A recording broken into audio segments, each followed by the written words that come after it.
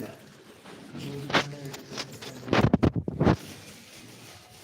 How many to 8 o'clock, sir? Yeah.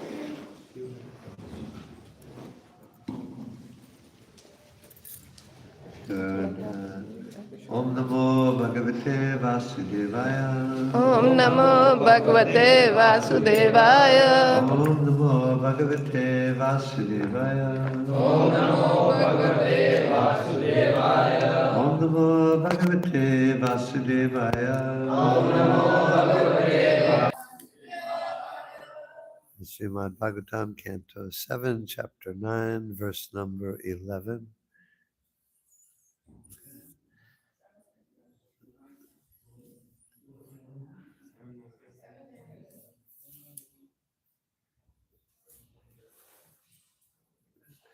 Naivatmana Prabhur Ayam Nijalabha Purno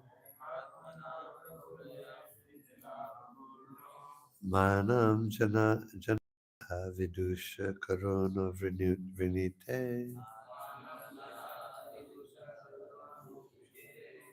Yajajano Bhagavate Vidhitanmanan Tachatmane Pratimukasya Yata Mukashi Atmana Prabhur Ayam Nijalabha Purno Manam Janat Avidusha Karuna Vrinite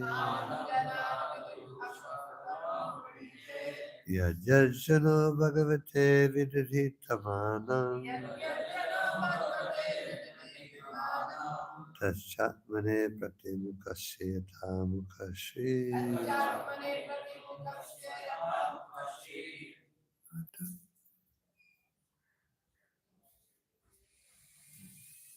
Naivatmana Prabhurayam Nijalabha Purno Naivatmana Prabhurayam Nijalabha Purno Janana Vidusha Karuno Vinite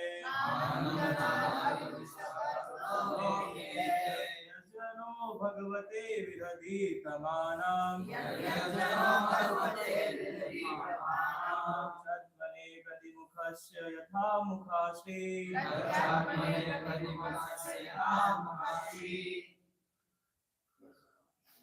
Naivatmana Prabhurayam Nijalabha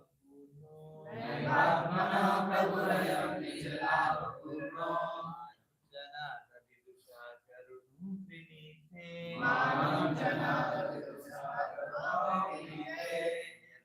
Yajjano Bhagavate Vidhita Mano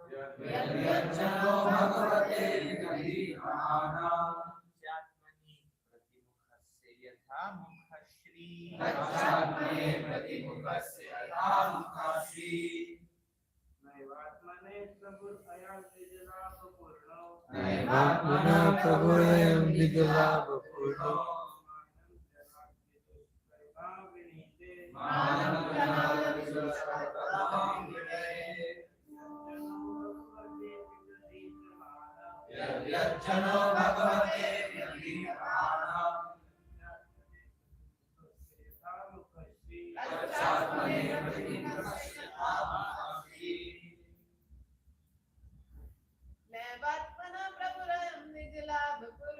Naivatmana Prabhurayam Nijalabha Purno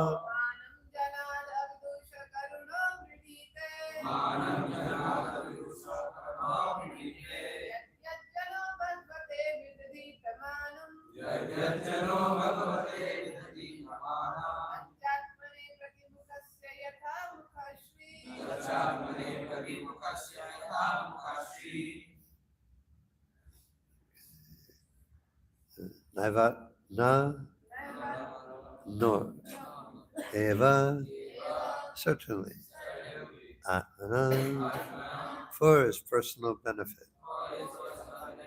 Prabhu Lord Ayam this Nijalabhapurna is always satisfied in himself. He does not need to be satisfied. by the service of others. Manam, respect, chanat, from a person.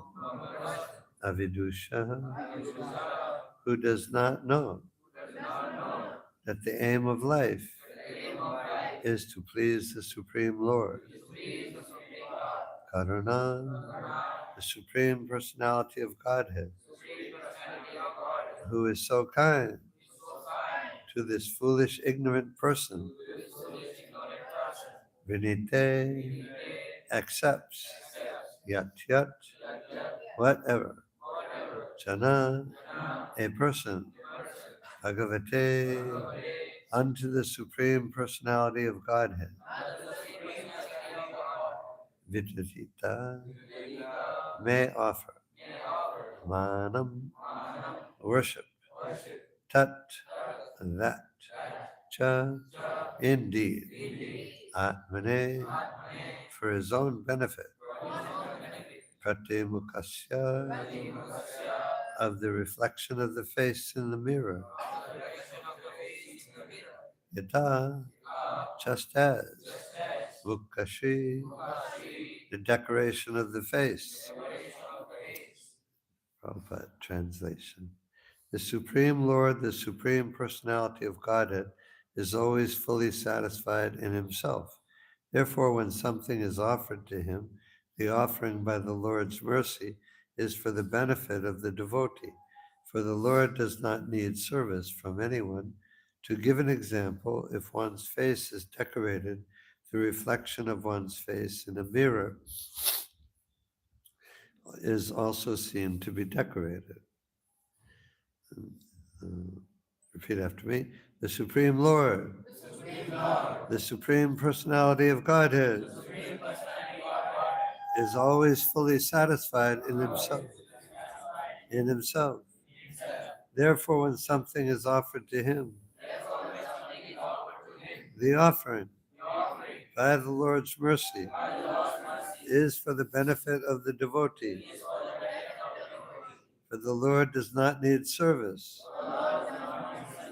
from anyone.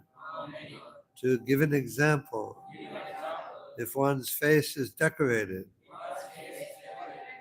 the reflection of one's face in a mirror is also seen to be decorated. Srila Prabhupada's purport. In Bhakti Yoga, it is recommended that a devotee follow 9 principles: Shravanam, Kirtanam, Vishnu, Smaranam, Padasevanam, Archanam, Vandanam, Dasyam, Sakyam, Atmanivedanam. This service of glorifying the Lord by hearing and chanting and so on is not, of course, meant for the benefit of the Lord. This devotional service is recommended for the benefit of the devotee. The Lord is always glorious, whether the devotee glorifies him or not. But if the devotee engages in glorifying the Lord, the devotee himself automatically becomes glorious. Cheto darpanamarjanam bhavamahadavagni nivapanam. By glorifying the Lord constantly, the living entity becomes purified in the core of his heart, and thus he can understand that he does not belong to the material world, but is a spirit soul whose actual activity is to advance in Krishna consciousness, so that he may become free from the material clutches. Thus, the blazing fire of material existence is immediately extinguished. Pavamahadavagni nivapanam. A foolish person is amazed that Krishna orders Sarvadharman Parityaja Mam Ekam Sharanam Braja. Abandon all varieties of religious activities, just surrender unto me. Some foolish scholars even say that this is too much to demand, but this demand is not for the benefit of the Supreme Personality of Godhead. Rather, it is for the benefit of human society. If human beings individually and collectively surrender everything to the Supreme Personality of Godhead in full Krishna consciousness, all of human society will benefit. One who does not dedicate everything to the Supreme Lord is described in this verse as avidusha, a rascal. In Bhagavad Gita 7.15, the Lord himself speaks in the same way. Namam diskritina buddha prapadyante naradamaha maya apritagana asuram bhavam ashita. Those miscreants who are grossly foolish, lowest among mankind, whose knowledge is stolen by illusion, and who partake of the atheistic nature of demons, do not surrender unto me. Because of ignorance and misfortune, the atheist and the Naradamas, the lowest of men, do not surrender unto the Supreme Personality of Godhead. Therefore, although the Supreme Lord Krishna is full in himself, he appears in different yugas to demand the surrender of the conditioned souls so that they will benefit by becoming free from the material clutches. In conclusion, the more we engage in Krishna consciousness and render service unto the Lord, the more we benefit. Krishna does not need service from any of us. Om again Timarandasa Gananjana Salakaya Chakshur Militam Yena Tasma Shri Gurave Namaha Shri Chaitanya Manobhistam Stapitang Yena Bhutale Swayam Rupa Kadamaya Radati Svapatantikam Vandeham Shri Guru Shri Jatapada Kamalam Shri Gurun Vaishnavam Cha Shri Rupam Sagrajatam Sahagana Raghunathan Vitam Tam Sajivam Sadvaitam Savadutam Parijana Sahitam Krishna Chaitanya Devam Shri Radha Krishna Padan Sahagana Lalita Shri Vishakanvitam Cha He Krishna Karuna Sindhu Dinabandha Jagatpate Gopesha Gopika Kanta Radha Kanta Namostute Tapta Kanchana Gaurangi Radhe Vrindavaneshwari Vishabhanu Sute Devi Pranamami Hari Priya Vanshakapatrubhyascha Kripa Sindhu Vyevacha Patitanam Pavanebhyo Vaishnavebhyo Namo Namaha Jai Shri Krishna Chaitanya Prabhu Nityananda Shri Advaita Gadadhar Shivasadi Gaur Bhaktivinda Hare Krishna Krishna Krishna Hare Hare Hare Rama Rama Rama Hare Hare. Okay, so I think I had this verse in Boston about 2 months ago, so that's good. One point I'll make before get to the purport is there's an analogy that Prabhupada gives so many analogies in his everywhere in his purports and lectures, and the Srimad Bhagavatam gives so many analogies, like this one here. Like if you decorate your face, then your face in the mirror will also be decorated. Is to indicate that if we serve Krishna, then we also become beautiful by our uh, pleasing Krishna. When Krishna is pleased, then we're pleased.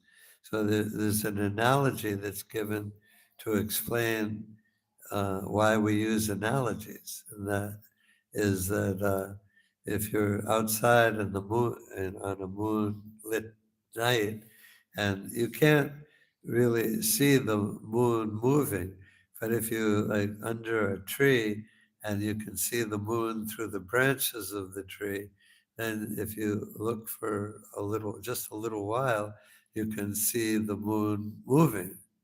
So so the analogy is like that to illustrate a very important point.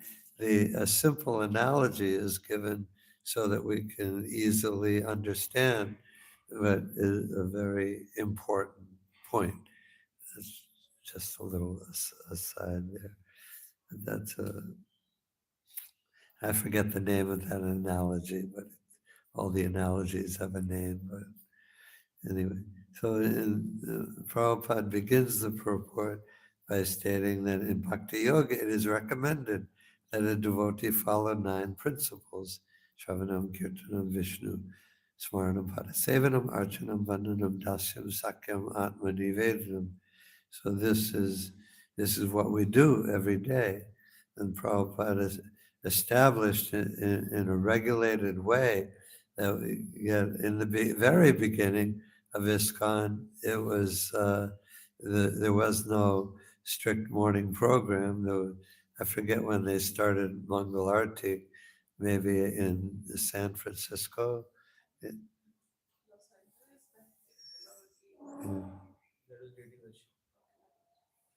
But it was after a year or so, something like that, that Prabhupada, but he saw that the devotees needed more regulation in their spirit. Of course, the devotees were always fired up.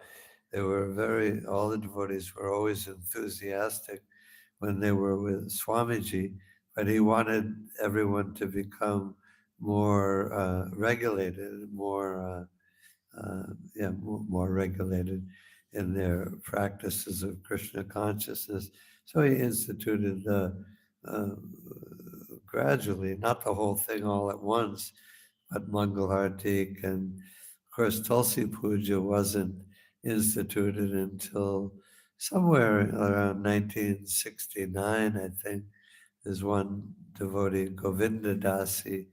She was sent by Prabhupada to start a temple in Hawaii, and her husband was already there, and she went to Gaurasundar, and she went to join him, and she uh, somehow she was able to grow Tulsi Maharani successfully in Hawaii. And of course, Hawaii is a very good place for growing anything. They get plenty of rain and plenty of sun and plenty of everything. And and Prabhupada mentions her by name in a purport. She's the only disciple that Prabhupada mentions by name in a purport because he was so pleased with her for growing Tulsi Maharani. And then, of course, I don't know if the Tulsi Puja began immediately, but it wasn't long. And then, of course, Japa period, and Guru Puja. I don't even know when Guru Puja started, daily Guru Puja. It wasn't in the very beginning, but after some time it was instituted. And then, of course, Srimad Bhagvatam class, because he wanted us to be very knowledgeable. All the devotees are intelligent.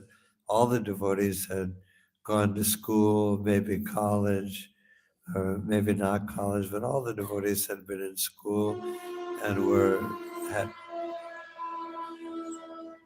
had been reading all kinds of books. All the devotees are intelligent. And so Prabhupada wanted us to apply our intelligence and become scholars of the philosophy of Lord Chaitanya, uh, philosophy, of Krishna conscious philosophy. And there's a verse in the Chaitanya Charitamrita where Lord Chaitanya, Krishnadas Kaviraj Goswami says, if you really think you're intelligent, then I just ask you to apply your intelligence to the philosophy of Sri Chaitanya Mahaprabhu. And if you do, you'll find it is strikingly wonderful.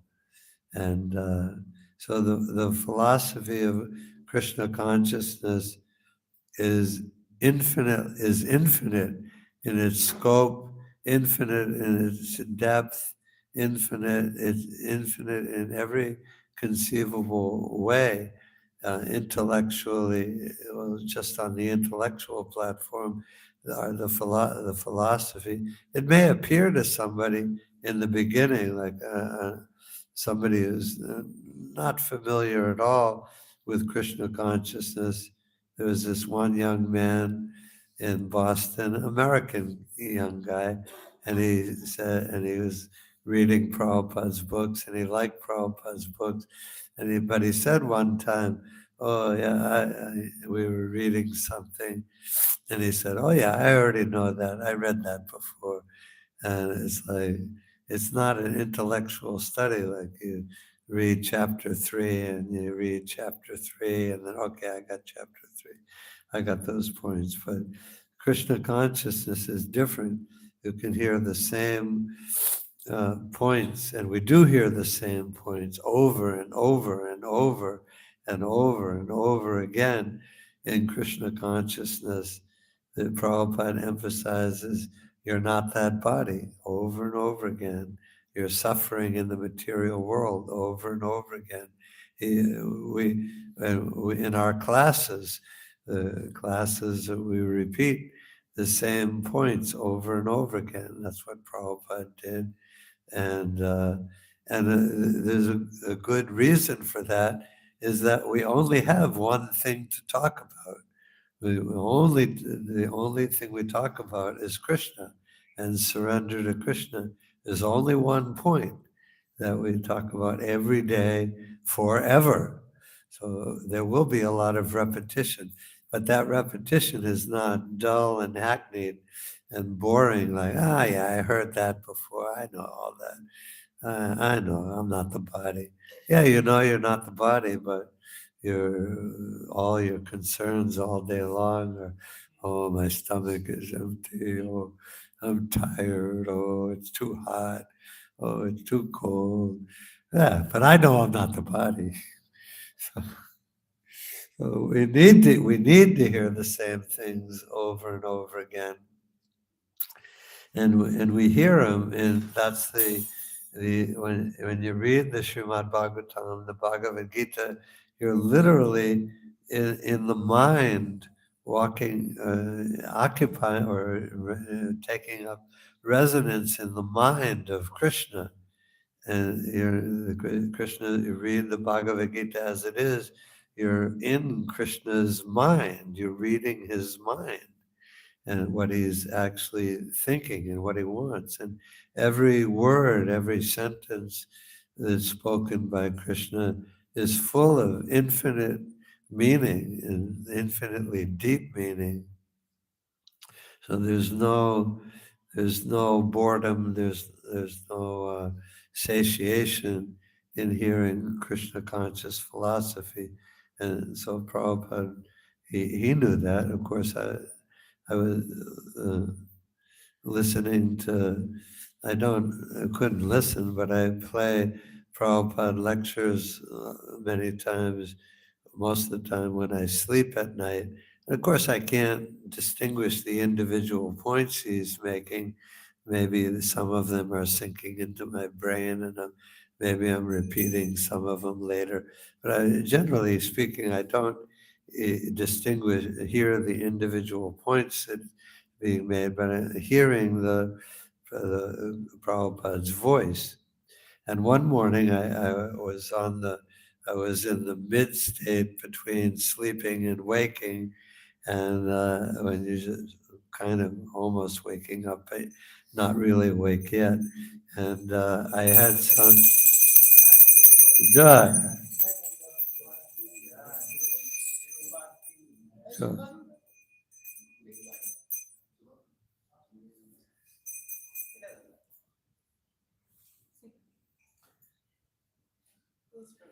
and that one time I had some realization.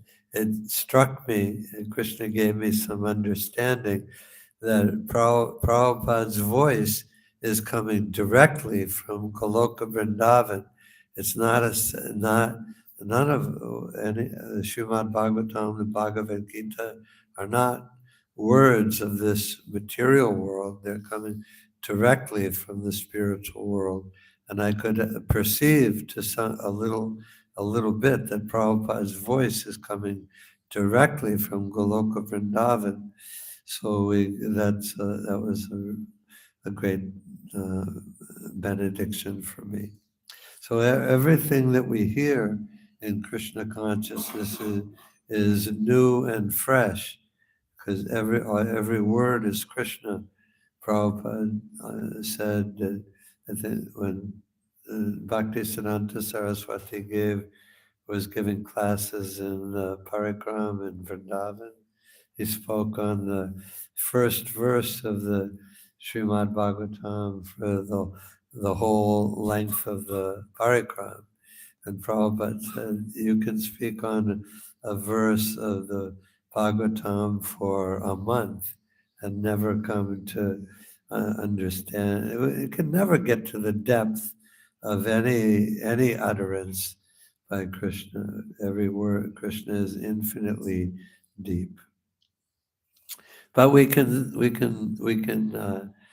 understand as much as is within our power, as much as is within our surrender and our progress in Krishna consciousness. We can understand something, and as time goes on, of course, we'll understand more and more and more, unlimitedly, forever. And there's one, I always remember one line from one purport to one of the bhajans that Prabhupada sang. And after many of those bhajans by Lokanath Goswami or Bhaktivinoda Thakur, he gives spoken purports. And in one of them, I forget which one, I should find out. But because I talk about this sometimes, is he says that Lord Chaitanya, I think Lord Nityananda cut a canal and brought love of Godhead to all the residents of Bengal, and those who were devotees, they were drowning in the ocean of love of God, and those who were not devotees, they couldn't drown, but they were floating in the ocean of love of God. Nitai Gunamani. Okay. Yeah. So we're not exactly, we're not non-devotees, but we're not really drowning in the ocean of love of God quite yet. But that time will come. All the sincere devotees, all the devotees are great souls, and all the sincere devotees will come to the point of drowning in the ocean of love of God. This is not somebody's imagination, or it's not an exaggeration. It's literally the truth. If you've ever been in the ocean and you've been pulled under by the undertow near the shore, the wave comes in, and if you're there, it can pull you under.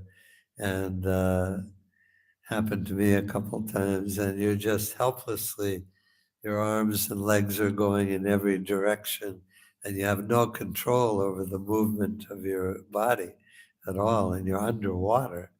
And so that's the water of the ocean.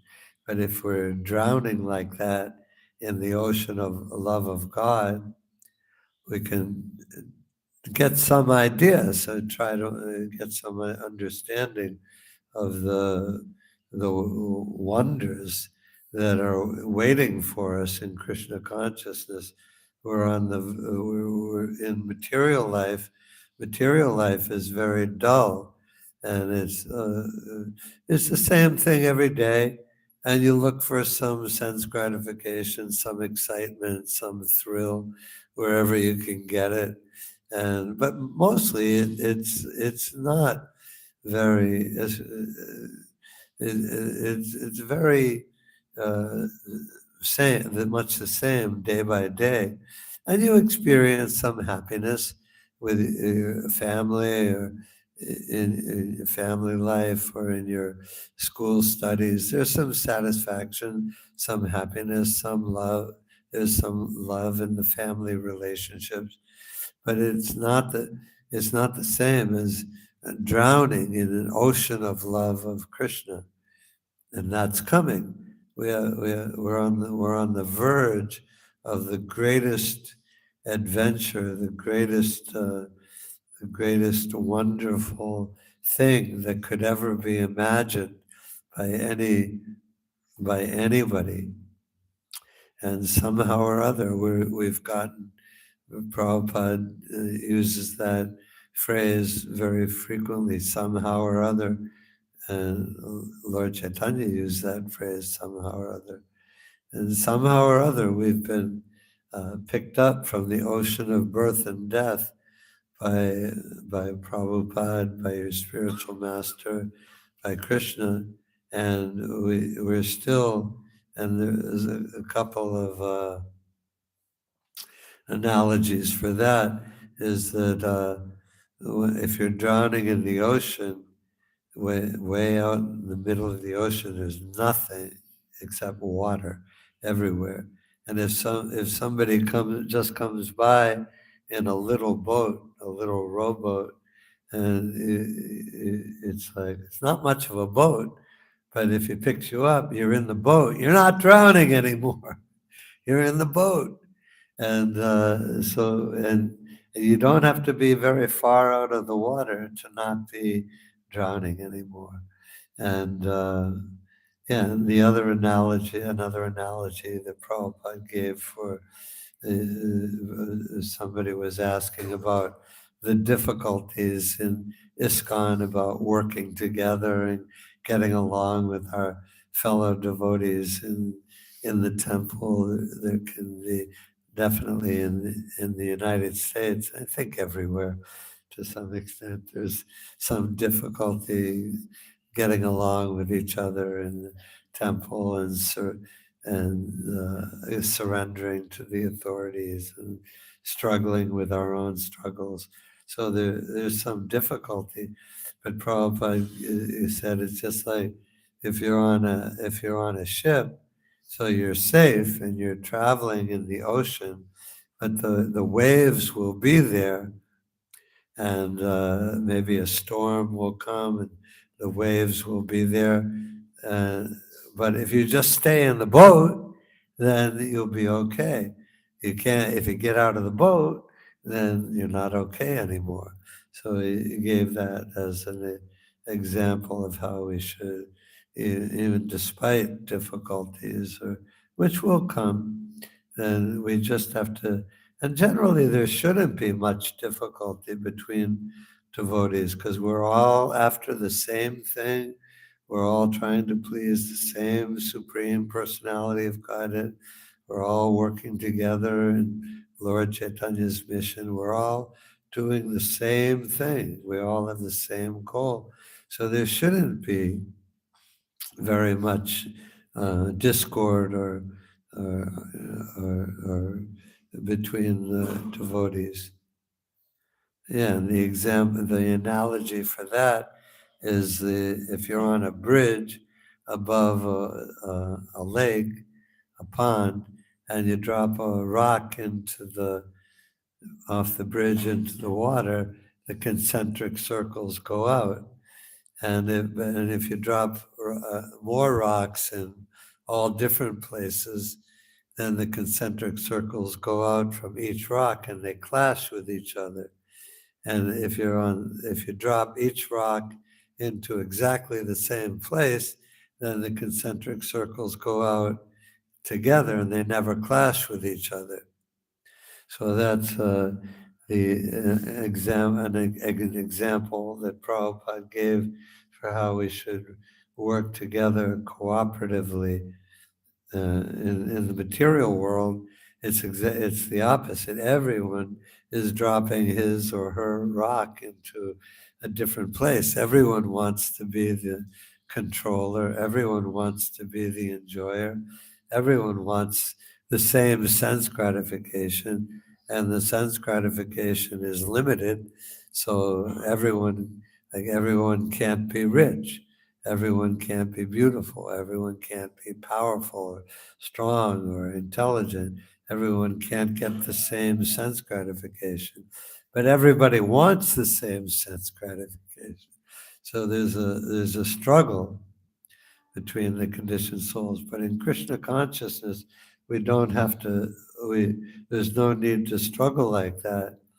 I always say that in the material world, somebody has something that the other person wants.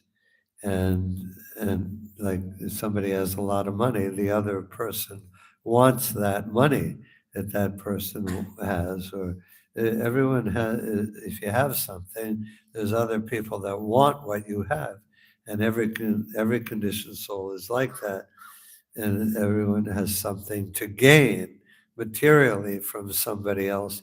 But in Krishna consciousness, I have nothing to gain from you except your association in Krishna consciousness. I have nothing to offer you except for whatever I've learned in Krishna consciousness, and I have nothing to gain from you except your devotion, your Krishna consciousness, your association. And it's the same for you. We have nothing to gain from each other materially except our each other's association. And that association, that's the greatest gain that there is. To have your association is more valuable than if I was king of the world, or if it's the only ultimately the only valuable thing is the association of devotees. There's no other nothing else that's of value. Association of the devotees in Krishna consciousness. Anyway, the purport is about Krishna doesn't need our service. Krishna is always full within himself. And the material world is like that. We need uh, we like this one of the big problems in the United States is loneliness. Like 30 or 40 or 50% of the population, they describe one of their biggest problems as loneliness. Why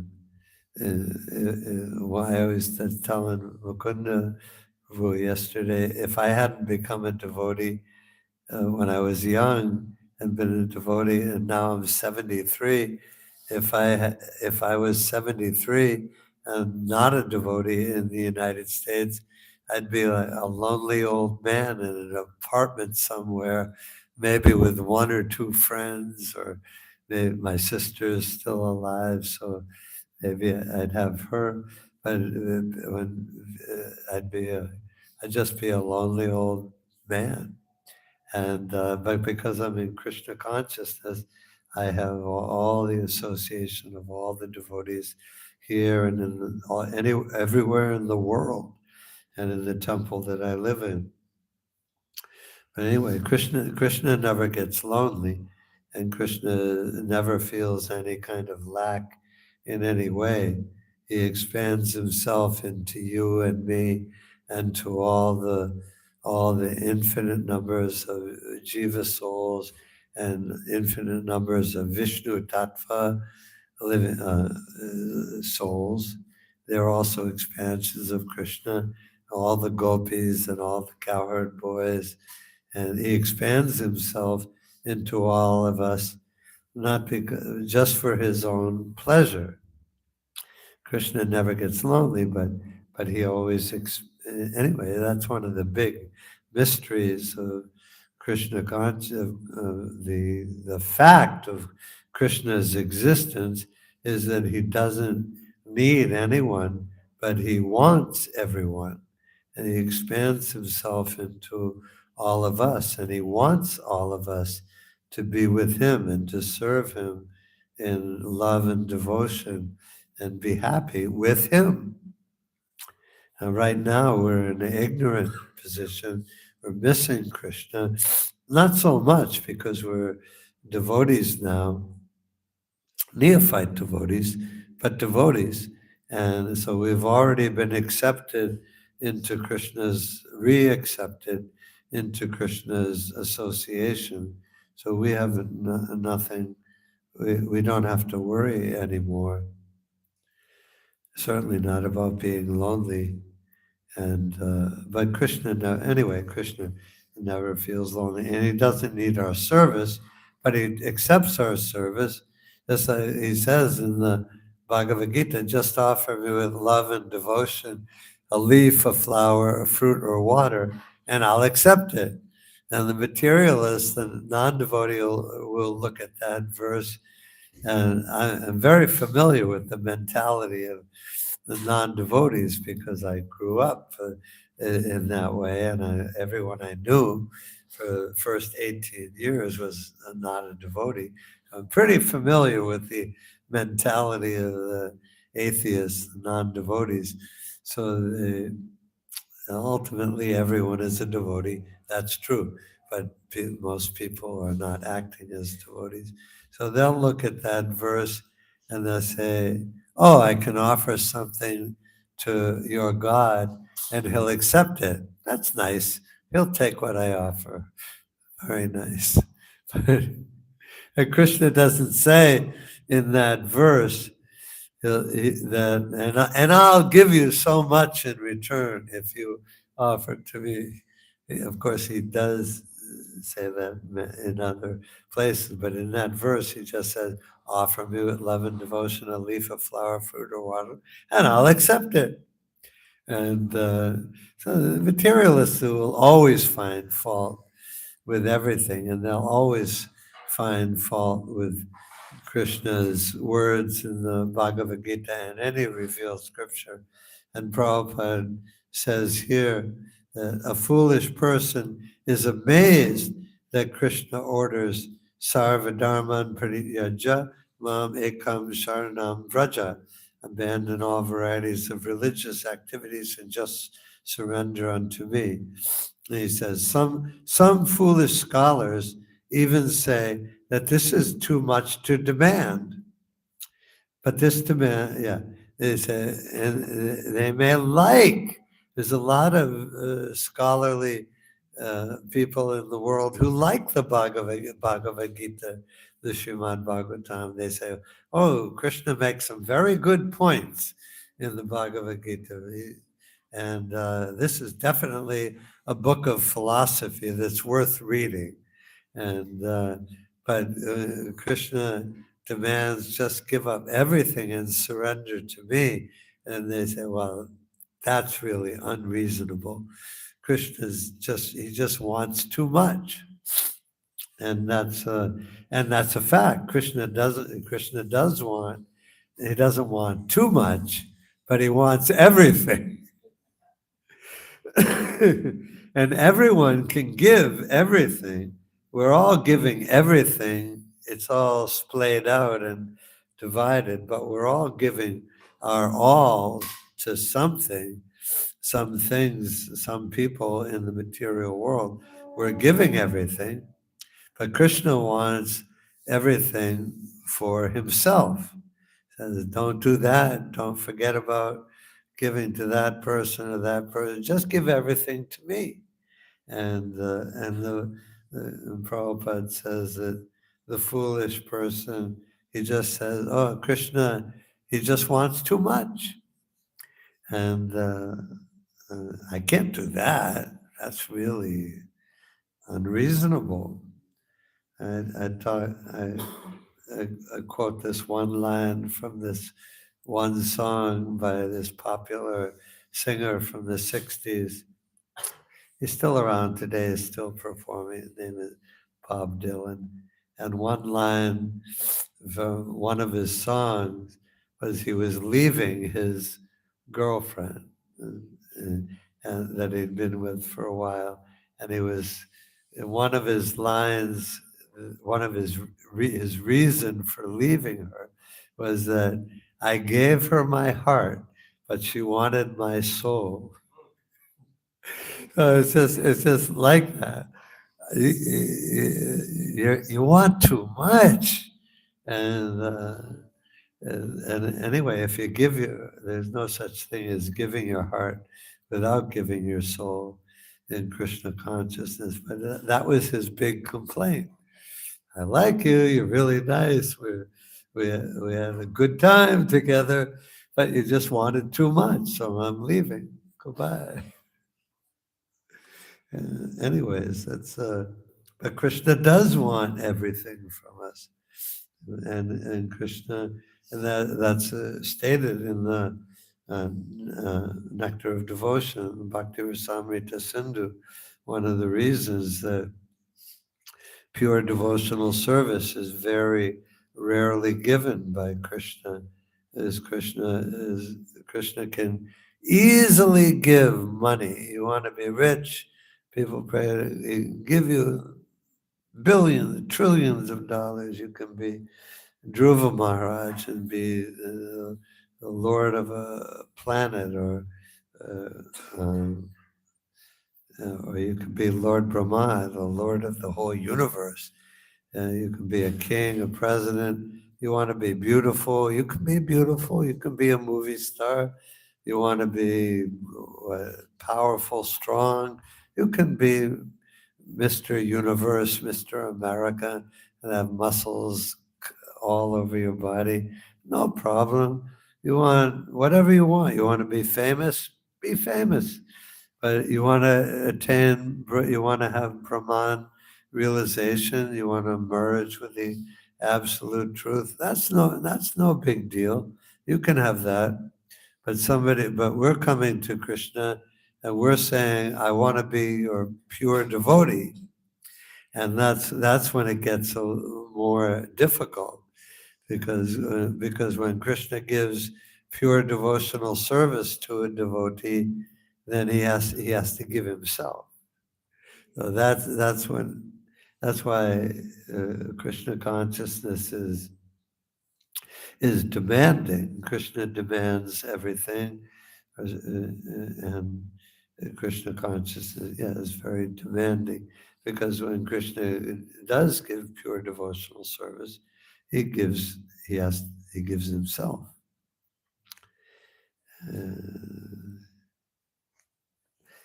So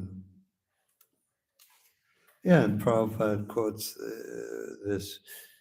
Is it getting too late?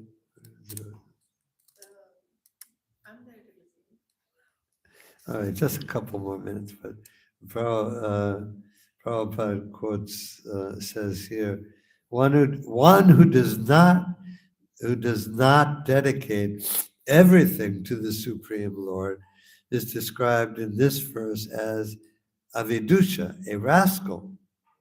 In Bhagavad Gita 7:15, Krishna says that himself. Namam Duskritino Buddha Prapachante Naradama Maya Apritagana Asuram Bhavam Ashita. Those miscreants who are grossly foolish, lowest among mankind, whose knowledge is stolen by illusion, and who partake of the atheistic nature of demons, do not surrender unto me. So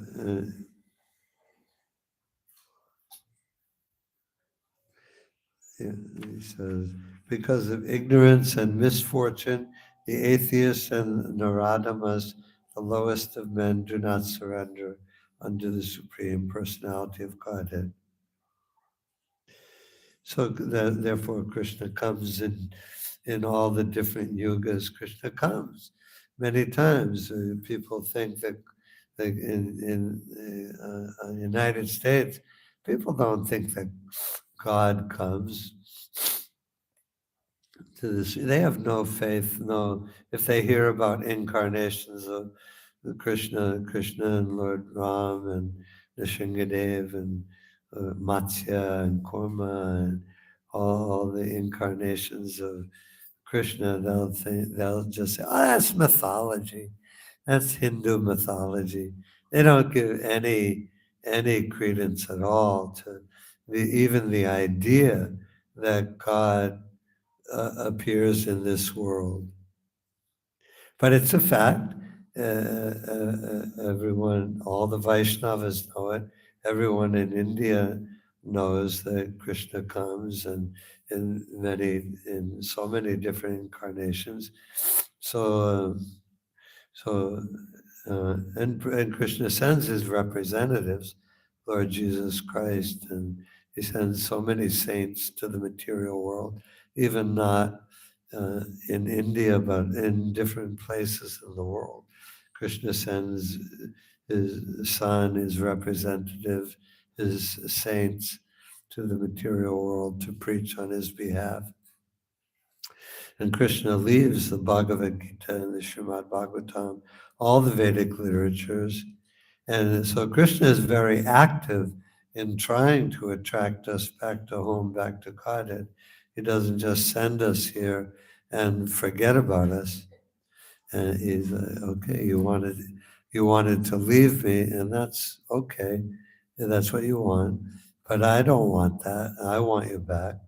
And I really want you back. And not just, oh yeah, I'd be glad if he came back. Not like that. But it's like, I really want you back. You and you and you and me and all of us individually, everyone. This will be the last thing, but Prabhupada was in Seattle in 1968. It's on the west coast of the United States, a few hours north of San Francisco. And that was when a devotee started a temple there soon after San Francisco. And so Prabhupada was there staying for a while. And at one point, there's a lot to read about that in different books by his disciples. But at one point, he was in his room with one of his disciples who had joined him in San Francisco, probably like, I don't know, 4, 5, 6 months before. Not a long time before, but a few months. But he was initiated. Can't think of his name right now, but he was initiated disciple.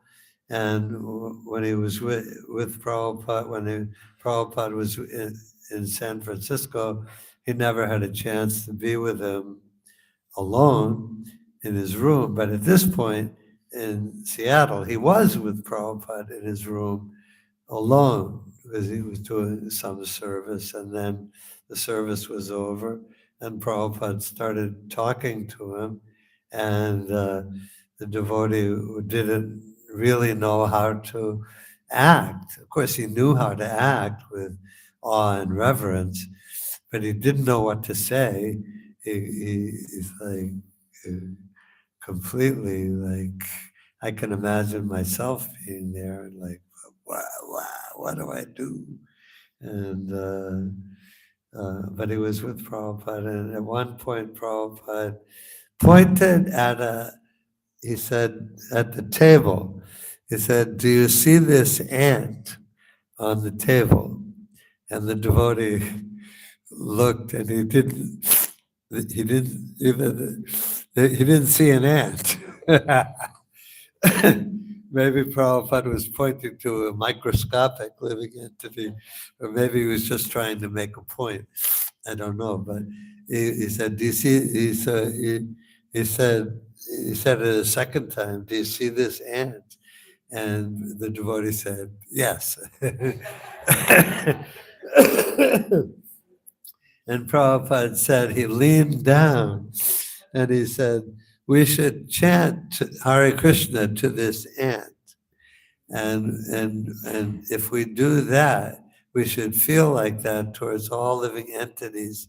And if we can chant Hare Krishna to one ant, then our movement, our whole movement is successful.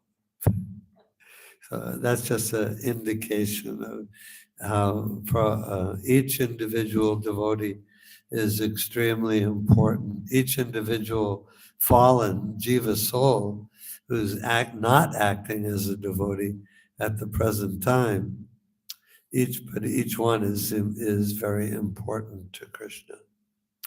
Okay, so I'll stop now.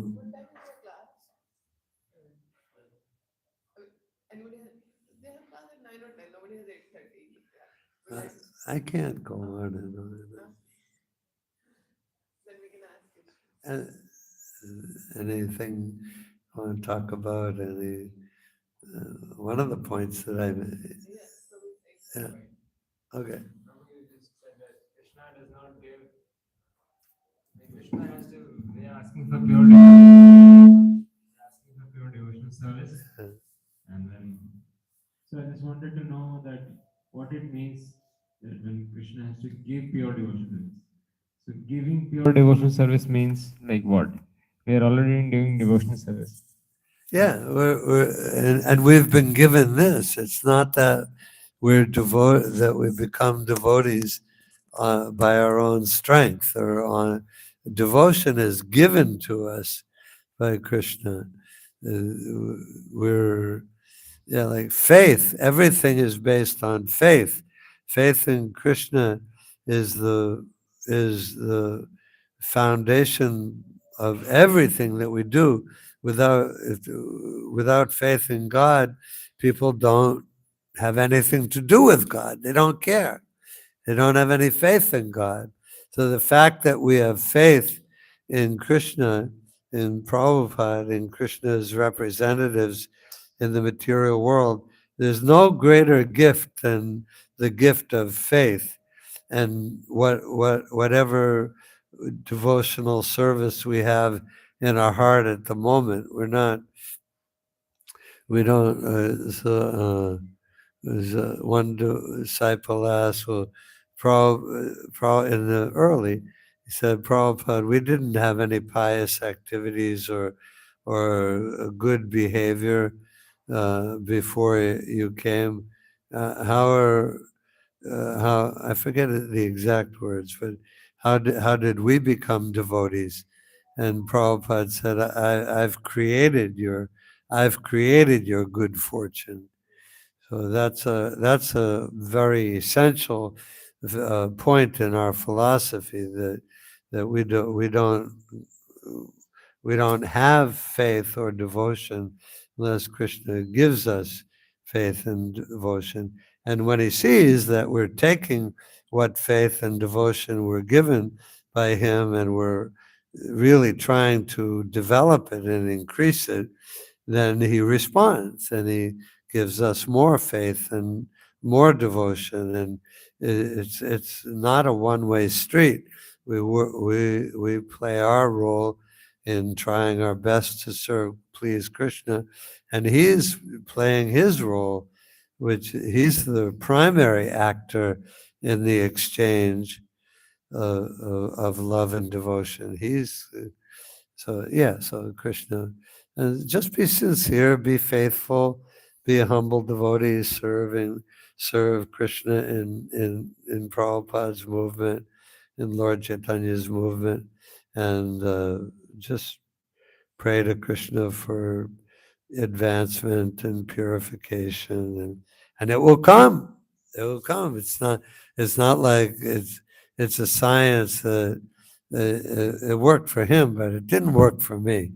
Krishna consciousness is effective for every soul. We're all part and parcel of Krishna, and the process of Krishna consciousness is sure and certain. There's no one that it's not effective for. That's what I would say. And yeah, just when you're talking that Krishna will give pure devotional service, that's what when he sees that we are sincerely serving and following the spiritual master. Because yes, of course, like John Prabhu in Boston, he was mentioning from what he was reading and hearing from His Holiness Bhanu Swami Maharaj. So he was saying faith is not part of this world. Faith is transcendental. Faith is from Golok Vrindavan. And that's why Krishna's representative gives us. That's why Prabhupada has given us that transcendental faith. And that's what it's mentioned in 2.41. Shraddha Shabde Vishwashe Karya Sudra Nishchaya Krishna Bhakti Kaila Sarvakam Krita Hai. So in 2.41 Bhagavad Gita, Prabhupada writes the purport, unflinching faith. And then, when Krishna sees the sincerity, then he gives pure devotional service. That's mentioned in 10:11. Tesham evan kampartham. I am sitting in the heart, dwelling in the heart, remove all the darkness of ignorance. Yeah. So yes, that's why bhakti is not an achieving process. Because as you were mentioning in the yesterday's class, as soon as pride comes, Krishna goes away. So that means we are not becoming devotees on our own strength. That's why we should never become proud of whatever bhakti we are doing. Yeah. And so that's what the addition to that. And you want to say something? Yeah, one devotee, because I've been in Boston for a long time, and the devotees see that I'm pretty steady and determined. and one devotee was praising me for being like steady and everything, and I'm like, and I think he, and I said, well, what do I have to be proud of? I'm a fallen soul in the material world. I came to the material world to get away from Krishna. What do I have to be proud of?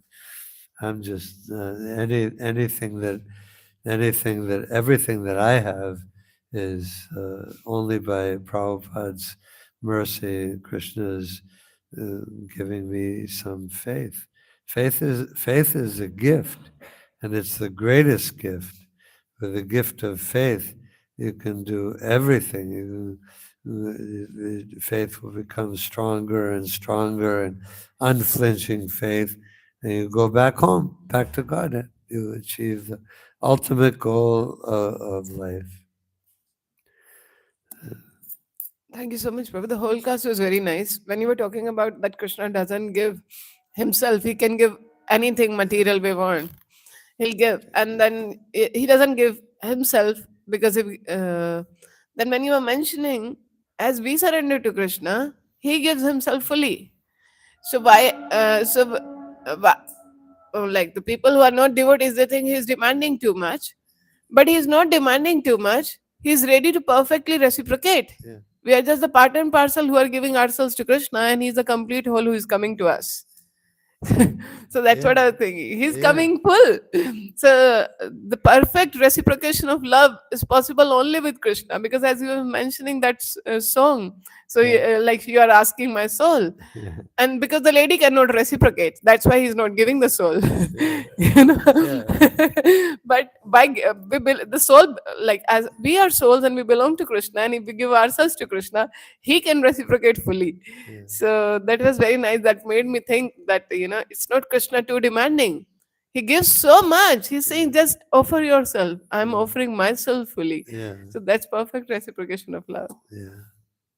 You were saying something in that relation. No, that was.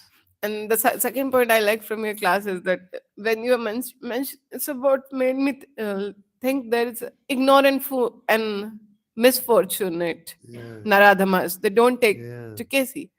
Then you were mentioning that in the West, because they don't accept that, they call it all mythology. Yeah. And though there are so many evidences, anybody comes to India, they can see Krishna appeared in Gokul. All the even the mortar and pestle where Mother Yashoda bound tied Krishna, that is also still there. So many evidences are there. Govardhan is there for all the Yeah. incarnation, even for Lord Narsimha, that pillar is still there. So I was thinking why Prabhupada said ignorant and misfortune. Yeah. Like first we don't know, and when Srila Prabhupada is coming and telling us, we don't accept. Yeah. So that is our misfortune. That okay, we are in ignorance, but some Krishna's representative coming, he's Yeah. not. We are not accepting. That is our misfortune. So that's Yeah. what His Holiness Bhakti Prem Swami Maharaj was mentioning in Prabhupada's Gita Gan. Prabhupada has written all the Bhagavad Gita in Bengali in a poem form. That's Gita Gan. And there was a word Durbhaga, who is the unfortunate person. And I liked Maharaj said, who thinks Amar Buddhi Beshi means like I'm more intelligent than Prabhupada or Krishna. Yeah. So then only because of false ego we are not able to accept. Yeah. So what do you Yeah, want to it's say? very unfortunate if you're driving around somewhere before we had GPS, you would stop and ask people how to get to this place or that place, and if somebody told you how to get there and they knew, and you said, "Well, I don't think you know." How stupid is that? Then you're not going to get where you want to go. And yeah, so Prabhupada is coming, uh, and he knows he's coming directly from Goloka Vrindavan. He's directly an intimate associate of Krishna, and if he tells you this is what Krishna says in the Bhagavad Gita, and this is what Krishna means in the Bhagavad Gita, and forget about what that other so-called scholar says, gives as the meaning of the verse in Bhagavad Gita. He always quoted that verse, the purport by Dr. Radha Krishnan, where he said, it's not to Krishna that you have to surrender to, it's to the unborn within Krishna.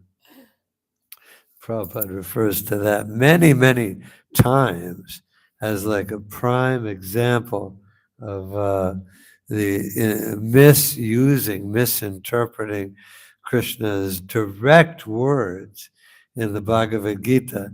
And somebody is saying, like if you tell me, yeah, go right at the next stop sign, at the next traffic light, and I get there and I say, no, I think he meant go left. And he really meant go left. He didn't mean go right. Then, so Prabhupada, so Prabhupada's coming. He knows everything. And he tells us very point blank, no beating around the bush, no ifs, ands, or buts. This is exactly how it is. And this is what Krishna says. This is what Krishna means. And I always give the example in talking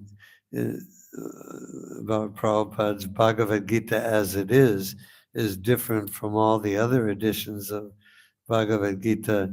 That only a pure, intimate associate of Krishna can talk about what Krishna means in the Bhagavad Gita. I might go to your house for dinner, and you invite me as your friend, and your parents are there, and your brothers and sisters, and I might hear you, and I'm there for like an hour, and I'm a friend, but I'm just a dinner guest. And then if I leave and I say, okay, I was with this family for an hour, I'm going to write a book about their intimate relationships between husband and wife and the parents and the kids. And I was with you an hour. I have no idea of what your relationships are like, what your personality is like. So it's only an intimate associate of Krishna can speak authoritatively about Krishna's purport. And sometimes people will say, "Oh, that's your spiritual. That's Bhaktivedanta Swami's commentary." Like, oh yeah, he has a commentary, and he has a commentary. He has a commentary, and he has a commentary. And that's your spiritual master's commentary, as if it's just one of many. It's not. It's one of many, but it's the only one that's right.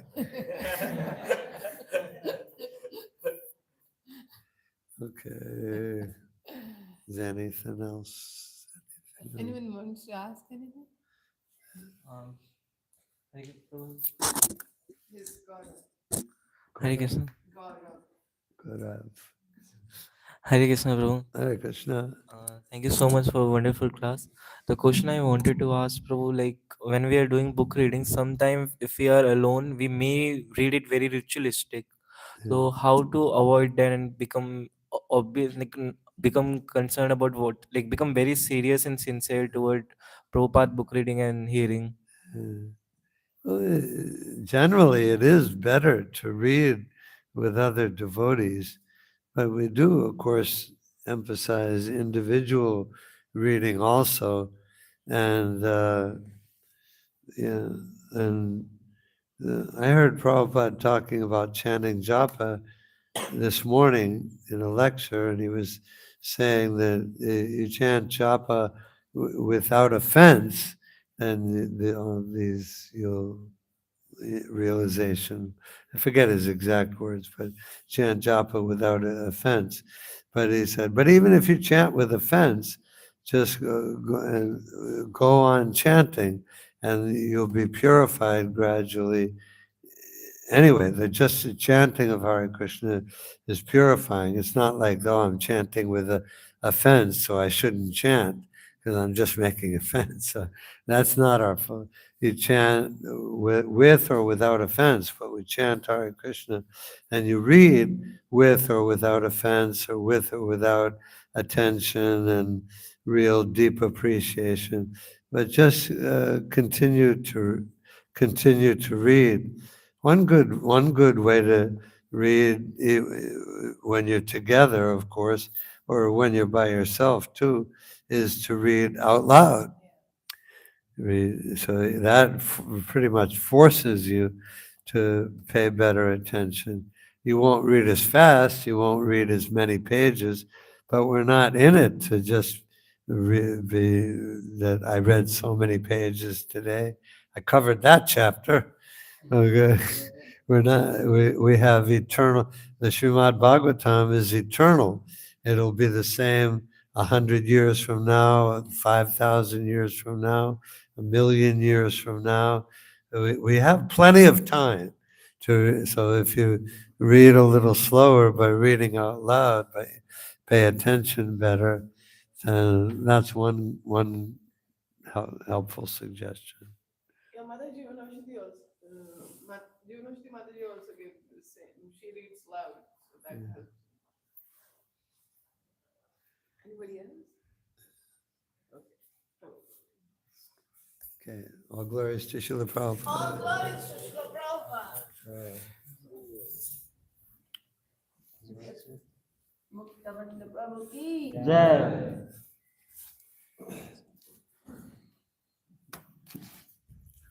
Did I give you the comment yesterday? No, we are going to somebody else.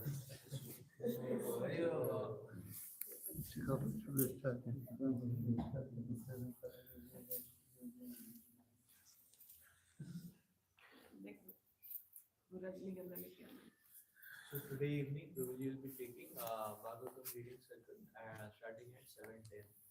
7:10, 8:30. Very nice. 7:10.